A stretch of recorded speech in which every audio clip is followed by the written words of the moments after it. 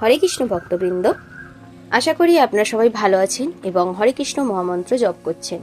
যদি হরে কৃষ্ণ মহামন্ত্র জপ না করে থাকেন বা করেও থাকেন, তবুও চলুন একবার আমার সঙ্গে হরে কৃষ্ণ মহামন্ত্র জপ করে নিন। হরে কৃষ্ণ কৃষ্ণ কৃষ্ণ হরে হরে, হরে রাম রাম রাম হরে হরে, হরে কৃষ্ণ। চলুন আজকে ভিডিওটা তাহলে শুরু করি।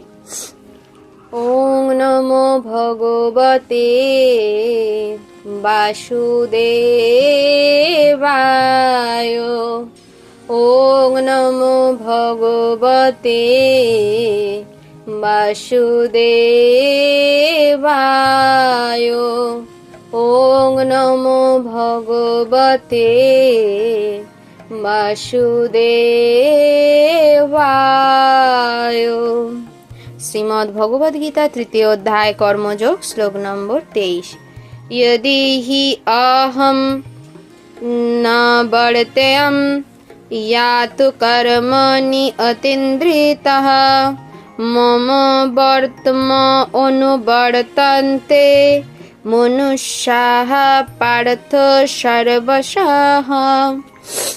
यदि শব্দের অর্থ হচ্ছে যদি, হি অবশ্যই, অহম আমি, না বর্তেয়ম প্রবৃত্ত হই, যাতু কখনো, কর্মণি শাস্ত্রোক্ত কর্মে, অতীন্দ্রিত অনুলস হয়ে, মম আমার, বর্তম পথ অনুবর্তন্তে অনুসরণ করবে, মনুষ্যা সমস্ত মানুষ, পার্থ হে পৃথাপুত্র, সর্বস্ব সর্বতোভাবে। অর্থাৎ হে পার্থ, আমি যদি অনলসভাবে কর্তব্য কর্মে প্রবৃত্ত না হই, তবে আমার অনুবর্তী হয়ে সমস্ত মানুষই কর্ম ত্যাগ করবে।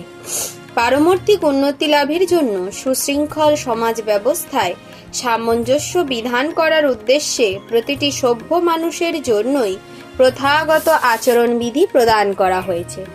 যদিও এই সমস্ত বিধিনিষেধ বদ্ধজীবেদের জন্য নির্দিষ্ট, ভগবানের জন্য নয়, তবুও তিনি ধর্মনীতি প্রবর্তনের জন্য অবতরণ করে সেই সমস্ত বিধির অনুষ্ঠান করেছিলেন।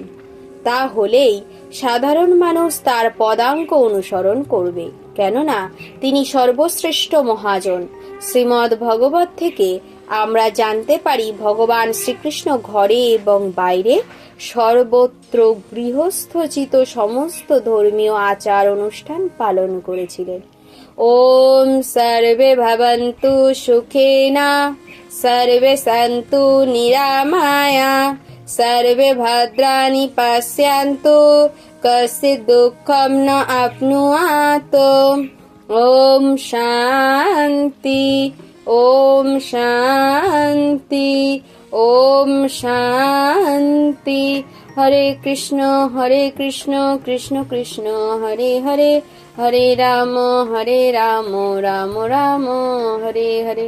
হরে কৃষ্ণ ভক্তবৃন্দ, ভিডিওটি যদি ভালো লেগে থাকে তবে অবশ্যই একটা লাইক করে দেবেন এবং চ্যানেলটিকে সাবস্ক্রাইব করে রাখবেন, যাতে ভিডিওটি সবার আগে আপনাদের কাছে পৌঁছে যায়। এবং অবশ্যই কমেন্টে জানাবেন জয় গীতা বা হরে কৃষ্ণ। ধন্যবাদ।